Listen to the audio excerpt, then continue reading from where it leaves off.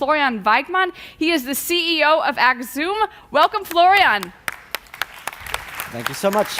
I understand you brought some refreshments with you today. That's totally correct. Yeah? So you can find some real healthy smoothies. So I know that a fair is always kind of exhausting. So take the opportunity, grab some. It's really tasty. And even if it's not tasty, at least it's healthy. I would like to give you a warm welcome to Karlsruhe. For me, it's becoming more and more the little Silicon Valley here based in Germany. And for me, I can tell that because I'm living here since 20 years. And when I came here, it was mainly around lawyers. Well, you know that there are big legal state justice institutions, but it turned more and more into a technology environment. And if you go where AXOOM, for example, is based in the east side of the city, well, a lot of young, talented people. It's all about different cultures, so it's really getting a very good spirit here. So we just talked about photonics and what it is, and I will not tell you anything about this, but I will not talk about technology right now, the next 20 minutes. I want to talk a little bit about culture. I want to talk a little about a journey, how to build a startup out of an enterprise. Well, normally it's the way around. An enterprise buys a startup and then tries to integrate it. In our case, it was the way around. We came from an enterprise and we founded ourselves out of the enterprise into a startup. And I want to take you with that into a little journey and also tell a little bit about the tricks and the highlights around that. So AXOOM is a subsidiary of Trump. And you can immediately see it's neither blue nor white. So it's yellow and black. Because we are an open business platform, open for all different kind of vendors, distributors, software partners, mechanical partners, machinery partners, in order to orchestrate the complexity of an Industry 4.0 solution. So how did that all happen? And I will guide you to this from down here to that different stages, so you can see and follow a little bit about the journey. At the end, you will also understand maybe better where are the traps and the highlights out of that. So starting with the team, I take you back to the 1st of January 2015. So it's around 18 months to 20 months ago. This was the start. So it was me and 3 other people starting with the overall journey here. Some people had already been in the company. Some people had been new to the company and started with me at the same time. Looking at that, we have started about what was the start for the product. Well, the first of the product we had was, well, maybe you know this. It's almost ready. Well, the mental stuff at least is done. How did the mental stuff look? Because there was no code or anything like that. Well, the mental stuff looked like this. So that was an Excel which described the needs and the pain point of customers after a customer journey, to figure out, okay, what could be something which is the pain point to be addressed, but also what could be the enthusiastic points, so how to enlighten the customers. Not only, you know, the whole story about if you would always listen to your customer, we would not have cars but fast horses. So you have to figure out what is the customer's pain point and also what could enlighten, even that he's not telling you that. Having said that, we started with a subsidiary, and one of the core decisions at that time was in the 19th February last year, which was, is that something which only is designed to sell more Trumpf machines? And the decision was clearly no, because neither of the producing companies have just one company. As we have heard before with cars, the same holds true for machinery. There's not one vendor who's controlling the full value chain. So we very early saw that this has to be an open platform, this has to be an independent platform in that sense, so everybody can contribute and bring his stake also to the table to cook the meal for the customer. So we created an own platform which should be independent and own business. And then we saw the location. As I said, we're sitting in the east side of the city, next to KAT, to the Fraunhofer, to FCI, and all those companies. So it's really a lot of high tech there. And this was the floors, how they looked like. Now, it's pretty empty. What was important is this guy here. Guess what he did? Exactly. He installed the time recording. Because coming from a company and an enterprise, well, time recording was important. Well, as a startup, you normally would not do that first, but that might be a little difference if you're getting founded by an enterprise. So time encoding was installed. We moved the whole thing like 6 months further, and we see that we have grown quite a bit. And right now I have a rate of 95% of all the offers I send out, they get accepted by people because the topic's really cool. Imagine you can, via code, work with something like a laser you can see outside there. And you later on can not only build virtual products, but you can see actually something you can touch later on. So that is something which is really appealing. And the machines are, for me, it's fascinating. I'm coming from a software background. Each day I'm fascinated by what machines can do. Unfortunately, the machines are already too fast, so we have to get rid of the other things in between, which is a big challenge right now because there's a lot of solution providers providing their solutions, but then it's not connected. Well, so it's left to the customer. We try to help with that. So having grown quite a bit, that was the 1st of May. Now finally there's some code. So these 3 guys here, these 3 gentlemen were writing the first lines of code after we have understood what we try to achieve. Moved on forward. Well, this should be an own company. Now imagine in an enterprise what it means to say, okay, let's build a new brand. And let's build a new brand which has a new name. And let's build a new brand which has a new color. That's kind of a challenge. So we did some color coding saying, okay, machinery business and software business, well, blue and red is already set. There are so many companies in blue and red, it doesn't make any difference anymore to create another one. Then there was something like pink. Well, I refused to have a pink company. And then there was green and yellow. And then we looked into the different kind of production environments, and maybe you know all these bands, like the black and yellow bands.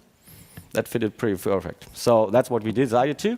And then we did some crowdsourcing for the name. So we generated for under $1,000, 1,200 names within 4 days. So AXOOM was one of them. It was a pretty efficient way to get a name. Moving on forward, we created this typo, this styling, which is pretty interesting because it works only with 3 ankles. You can build every of this letter with only 3 different ankles. So it's rather plain, fitting to machinery. Looking at the infrastructure in the buildings, well, we were first of all carrying around like a startup with the cars, like flat screens and laptops and some security stuff like fire extinguishers, and this was all transported like that. And we started working, even still moving stuff. We were doing our dishes in the kitchen, not in the ladies' room, and the kitchen was still built by my chief of development, so he has more than one talent, which is good. And now we already started workshop, which I think is pretty normal.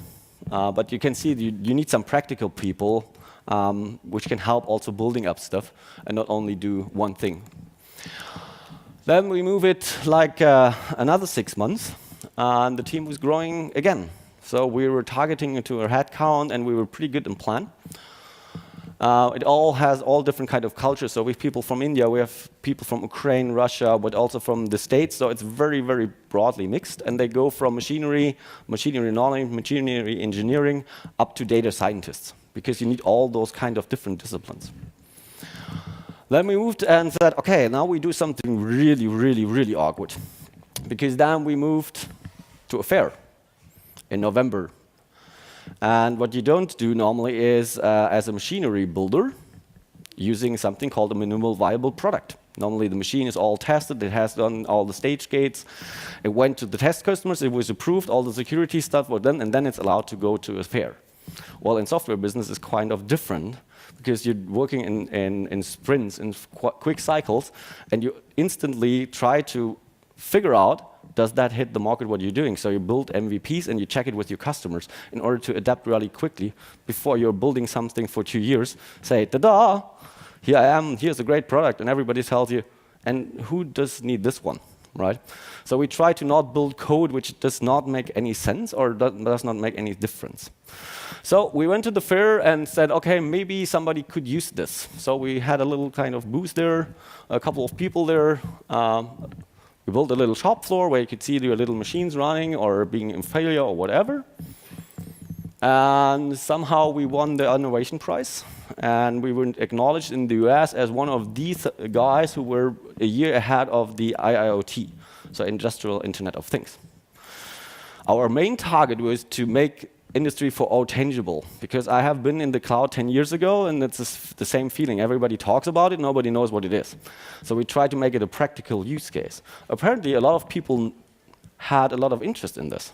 So we got a lot of feedback, a lot of very good feedback. We have around over 400 customers doing our beta testing to provide us feedback every day to make the product better. So apparently that was kind of a good approach. And we exchanged the science. So the new company was founded. The new company was founded within 3 months, and this could only be done with the help of the mother company, because you need so many different disciplines. To tell you a little story, when we were founded, I got a bill. I got a bill which was really looking very original. It was around $700, and the interesting thing, it was a fake. So the lawyers of the mother company instantly know, okay, this is a fake, so we didn't pay it. If I would have done it on my own, well, I would most likely have paid it.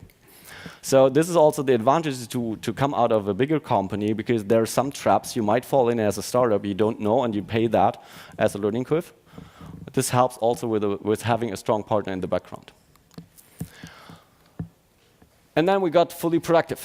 So we were working in full production mode. And yeah, we're kind of having different type of people, but all young, talented people, but also we in the meantime have a very good mixture, male, female, between very young people directly from coming from the studies until I think our oldest employee is now turning 65. But very experienced, and you need to have those close mixtures. Moving the whole thing a bit forward, because now we are in the area of September, we have done a couple of more things. So one of the things we have done is we have done a 5 years plan. Our first year was very successful. We overachieved all the targets of our business plan. Interesting, all the assumptions of the business plan when we build it are completely wrong. So we had to change all of them. But this is something what I call a journey, right? You have to adapt while you go. There's no pricing known, there is not known what the market size really is, there are assumptions and assumptions and assumptions, and this is what you have to live with. But you learn each day, and you have to adapt each day. So we have built a vision for 2020 now. Where do we really want to go? And a vision is very important, especially when you're on a journey, because at least you have that target lighthouse where everybody can agree to that this is where we want to go to. Another big thing was that even before we are having 1 year of code, we had our first customer signage. So we have the target to build a fully digitalized customer fabrication until end of 2017. Why is it until end of 2017? The topic is so big, if you do it with one shot, the users will not get it. It's too complex, it's too much change. So with that, we first analyze the processes, we run through the processes, now we implement the processes, and when we do the next year, the whole connection of all the machines, so that this is a fully digital system. Another thing was, okay, there's a lot of consulting business to be done, because each customer says they are running standard, but they are all special. And every customer I have been to, and I've done a lot of customers travel, is come to my production unit, because only then, if you see that, you know what I'm really doing. So what we did is we founded AXOOM Solutions, which is our consulting arm, which does part of the business. But we are also working across partners in order to scale bigger, and also there's all the different disciplines and knowledge we need to have on the table. So also partners are super important for us, that we all jointly work on in the best and benefit for the customers. Now we have our whole floor, so we have set up a second floor now, and our target is to fill that second floor also within this year. So then I think I get a problem, because then I have to find a nice parking lot where to sit the people. So that will be another challenge up to come.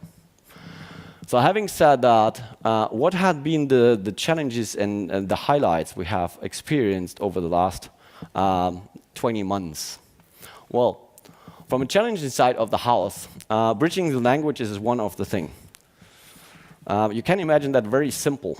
If a controller engineer of a machine and a software engineer talks about real time, they have different dimensions, what they talk about. What in software is real time is not close to real time for somebody who is building a controller for a machine. You also have different other surprises. It is not unusual that somebody calls you at 7:30 in the morning from the machinery business. My chief architect from the cloud said, what happened? Is the data center burning, or why do you call me middle in the night? So there are a couple of cultural differences you have to bridge. Then you have to build in your company new structures. Now everybody, I think, has heard about new work principles. Well, it's not the strict pyramid anymore. Then you come to the whole discussion about, okay, then let's do that completely flexible. Why don't the team just decide about the salary? Oh no, no, not a good idea. So you have to figure out what is the right working style also for the future environment. There are a lot of talented people out there, but they also have different demands in the meantime.